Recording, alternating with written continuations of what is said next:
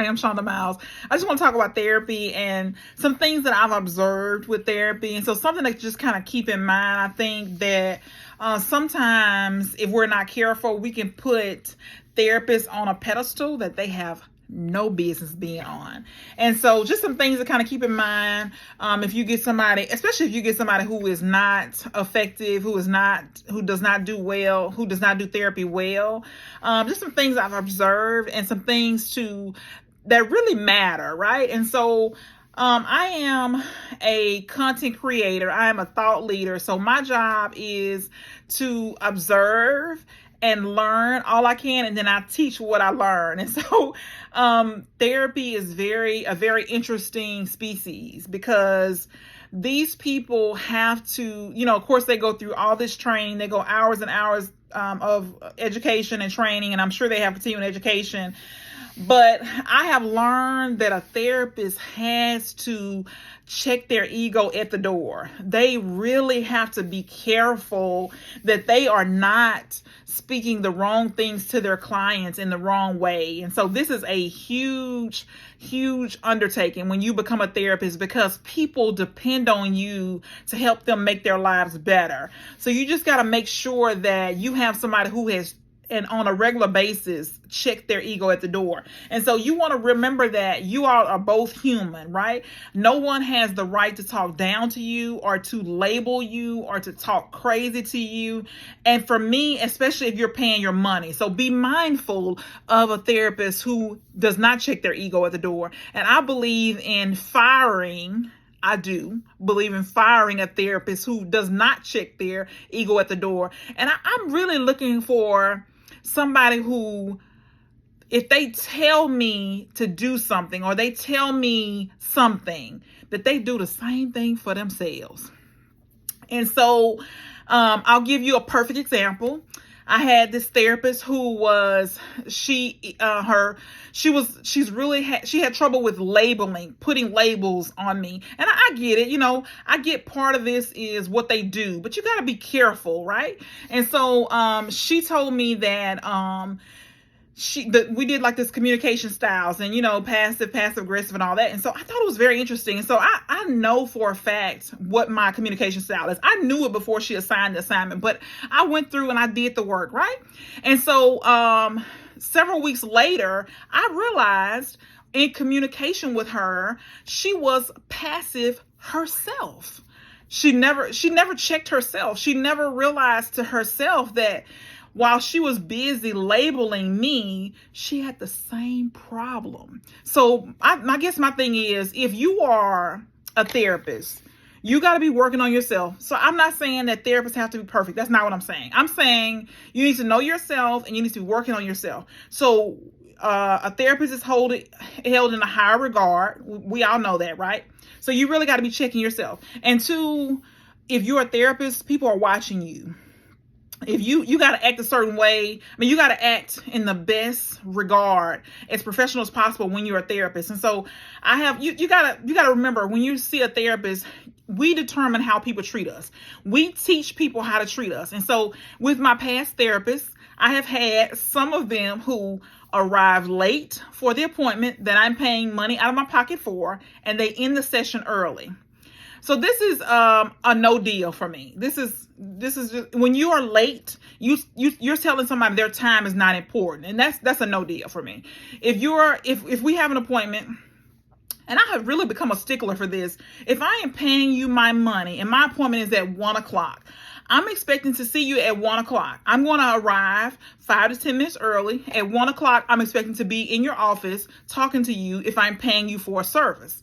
And I noticed that a lot of therapists fail at this. They arrive late, they leave, they end the session early. They arrive late, end the session early.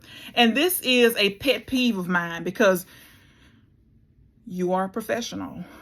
People are counting on you. Their time is important. You just think about somebody, if they come to you on their lunch break and you arrive 15 minutes late. This has happened to me. You arrive 15 minutes late, but I'm paying you for a service, a very handsome amount of money for 50 minutes, and you arrive at 1:15. And not only that, but you're booked solid the whole day. So if you're going to be late. You're gonna end my session early and then start the next session a few minutes late, or both of us, you're gonna start us both late, end us both early to get on track. So this is something you just gotta be thinking about. Can they, check their ego? Do they check their ego at the door? I want somebody who is humble. So for me, I only want to work with Christian therapists.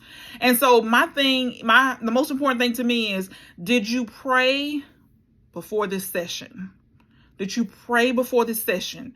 Did you pray over me and my family before this session? Did you pray after this session? What else you gonna do? You a therapist who says that you're a Christian. I'm looking for you to pray before this session, that you can check your ego at the door, you can leave all that at the door, and that you can come as humble as you know how to help me work through this thing that I've hired you to help me with. That's what I'm looking for. And so it is very important that therapists check their ego at the door. The second thing is, we really got to look at a therapist as a human being. We're two professionals. We come together for a service. And what I mean is, they are not God. A therapist is not God. They are just not. A therapist is not God. They don't have all the answers. They can be wrong. They can tell you wrong. They can mean well, but they can tell you wrong. A therapist is not God. They are just not. They're not going to be the end all be all. At the end, you're going to have to be on your knees praying to God about, what should I do? And I believe, if you're a Christian too, of course, you should be praying before the therapy session as well. God, what do I need to get out of this? What are you speaking through this person to say to me? What do I need to change? What do I need to do? What are the steps I need to take?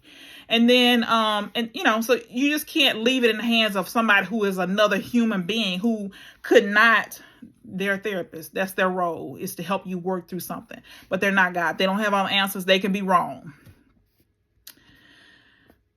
The next one is, they're not perfect. And I kind of talked about being late, but they're not perfect. They're going to make mistakes. With you, they're going to make mistakes.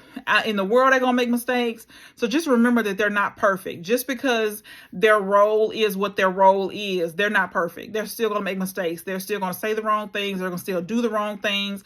Just be mindful that there's no way you can get a perfect person who could tell you the right thing every single time. There's no way you can get somebody who is on all the time. There's just not. And two, I just want to put some responsibility back on us as a client, because we have a responsibility to do what we think is the right thing to do based on what our therapist is telling us to do. So I'm not saying we're not going to agree with everything they say, but if we're paying our money to somebody, there ought to be something in that session that will help you make your life better, And so be mindful that a therapist, even though they're a therapist and they have these tools that'll help us work through things to get through our blind spots, they still have their own prejudices, their own biases, their own idiosyncrasies. They still have their things that could affect the way they counsel you. It's just the way it is. So just be mindful that they still can be biased. They still have prejudices that there's nothing that we can do about. So just be mindful when they tell you something, they're telling you through a lens of experience, not just education, but experience. They have these tools, but they're still experiencing life. They're still experiencing, they grew up a certain way. They've been around in an environment, in a certain type of environment. So they're going to counsel you based on what they've been through. They're going to say things based on their own experiences, not just what they've had to be successful with a client, but their own things that have happened, their own experience, their own trauma, their own issues that they've had to face. They're going to have their own biases. Just keep that in mind. First impression. So we have this intuition for a reason. And so I have not trusted my own intuition for a while, but be mindful. And I believe the Holy Spirit speaks through us too, if you're a Christian. And that is, the first impressions matter. How you feel about something in the session matters. If it doesn't work for you, if it doesn't sound right for you, if the person is just not a good fit, you'll feel all this, and if you continue to see this person, you'll constantly feel it, And then, So that's it. That's it. So just kind of be mindful. The person, your therapist, is not perfect. They need to check their ego at the door. You have to eat some humble pie if you're a therapist. You know, you got to make sure that you check your feelings, that you check before you come to a session. You got to make sure you check your problems and all the things that have happened to you at the door, because your client didn't come for that. They came to be helped, you know. So just be mindful. Just watch when you see somebody who is a therapist. We want to make sure that they have a certain level of professionalism that includes checking their ego and being humble.